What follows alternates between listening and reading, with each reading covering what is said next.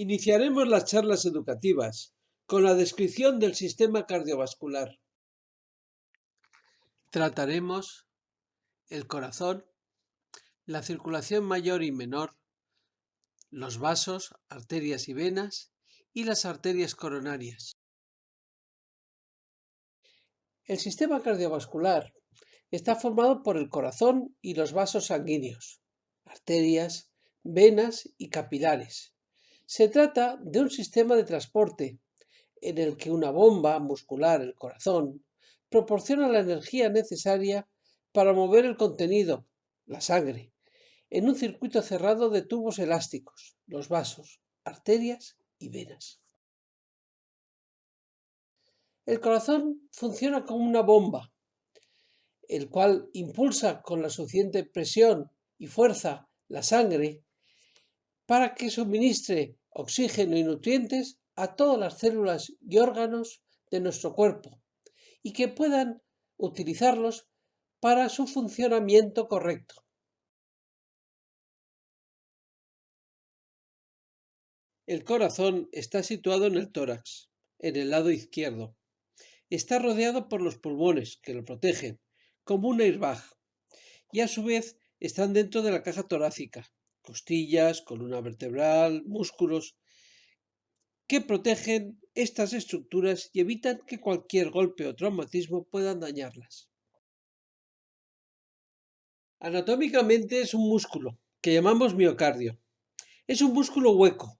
Sus cavidades son 4, 2 aurículas y 2 ventrículos. En las aurículas desembocan unos tubos, las venas, que llevan la sangre al corazón.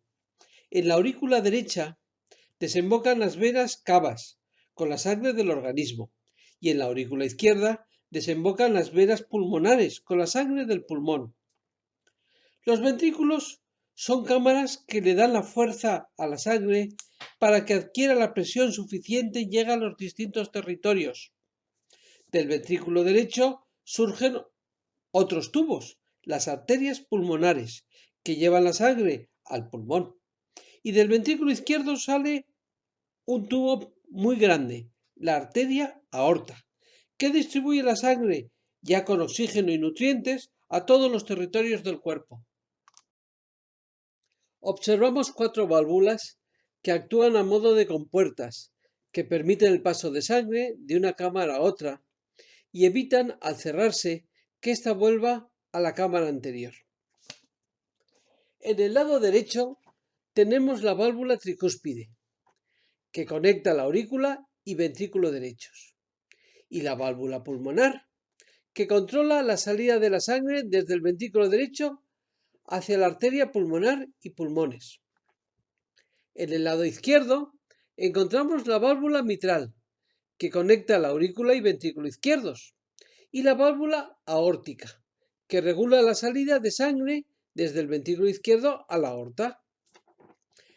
El corazón, además, está recubierto en su superficie por unas láminas que le protegen de los órganos de alrededor. Es el pericardio. Para que se produzca la función de bomba del corazón, este tiene que recoger la sangre e impulsarla. El mecanismo por el que el corazón se dilata, recoge la sangre y se contrae, envía la sangre, le llamamos sístole y diástole.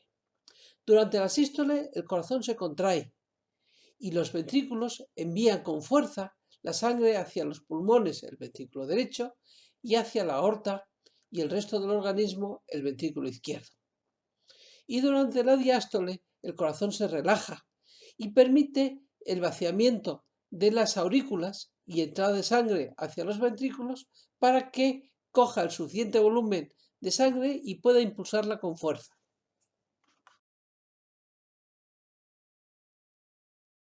El sistema de tuberías, los órganos y tejidos de nuestro cuerpo acceden a la sangre y a través de ella se nutren, oxigenan, limpian, reparan, funcionan.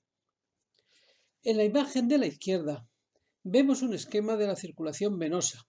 en azul, y arterial, en rojo. Las venas recogen la sangre pobre en oxígeno y rica en dióxido de carbono, resultante de la obtención de energía para el correcto funcionamiento de los tejidos. En la imagen de la derecha vemos que estas venas desembocan en la aurícula derecha.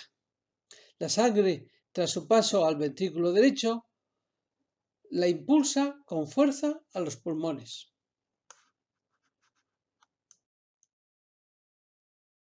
En los pulmones se produce el intercambio gaseoso. La sangre venosa cede al aire que está en los alveolos pulmonares el dióxido de carbono y recoge de ellos el oxígeno del aire limpio obtenido en la inspiración pulmonar. La sangre, ya rica en oxígeno, vuelve al corazón, a la aurícula izquierda. Una vez en la aurícula izquierda, pasa al ventrículo izquierdo y en este adquiere la presión suficiente para que se impulse a la aorta y pueda llegar a los distintos territorios del cuerpo, donde aportará los nutrientes y oxígeno para obtener energía, así como otras sustancias que les permitirán funcionar adecuadamente. Como hemos visto, este sistema de tubos se compone de arterias y venas. Las arterias llevan la sangre desde el corazón a los distintos tejidos del cuerpo, aportando en ella, como ya hemos mencionado, oxígeno y nutrientes. Para la distribución adecuada de los distintos territorios, algunos lejanos, las arterias son elásticas, lo que les permite dilatarse y contraerse tras cada impulso cardíaco, transmitiendo la presión suficiente a la sangre para que pueda recorrer gran distancia y así perfundir los tejidos adecuadamente. En su estructura, las arterias están compuestas por una capa externa o adventicia, que es la aísla de los tejidos colindantes y la nutre. Una capa media compuesta por musculatura lisa, que le proporciona esa capacidad de dilatarse y contraerse, permitiéndole así transmitir el impulso de la sístole cardíaca, el pulso, y además regular la circulación en los distintos territorios, mayor o menor flujo sanguíneo según las necesidades. Como ejemplo, tras la ingesta se produce un aumento del flujo sanguíneo en el territorio digestivo y por lo tanto disminuye el mismo en otros territorios, como la cabeza, lo cual nos da somnolencia. Así optimizamos la circulación en los territorios respecto a otros según las necesidades. La capa interna o endotelio va a ser la protagonista de los siguientes temas, puesto que es la que se estropea con la arteriosclerosis y desencadena la cardiopatía isquémica. Esta capa, que es muy delgada, sus células permiten la interrelación de la arteria con la sangre y es donde actúan los distintos componentes disueltos en ella con la arteria. Con los distintos factores de riesgo, esta capa es la que se va a estropear y la que nos provocará la arteriosclerosis.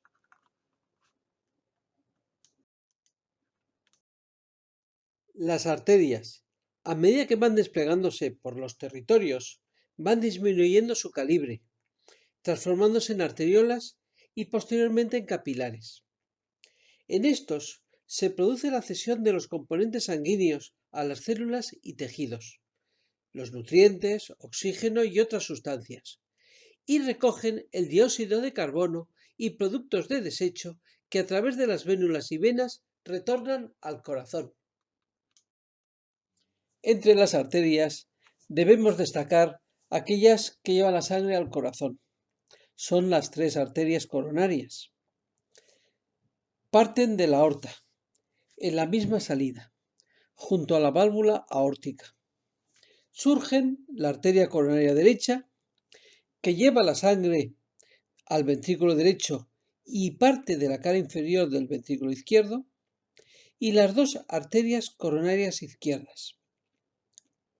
Parten ambas de un tronco común que sale de la aorta y se divide en arteria descendente anterior izquierda, que irriga la cara anterior del ventrículo izquierdo, y la arteria circunfleja izquierda, que da la vuelta por toda la cara lateral del corazón y lleva la sangre a la cara lateral izquierda del corazón y en parte a la cara inferior del ventrículo izquierdo. Son arterias que se localizan en la superficie del corazón y van dando ramas que van penetrando en el miocardio. Irrigan por tanto el corazón durante la diástole, que es cuando éste se relaja.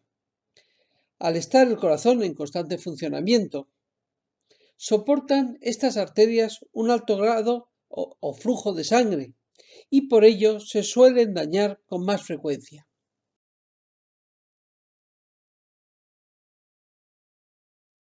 Podemos concluir que el corazón y los vasos proporcionan oxígeno, nutrientes y otras sustancias a todo el organismo. Muchas gracias. Puede obtener más información en esta misma página web, en Fundación del Corazón o en Manuales Merck.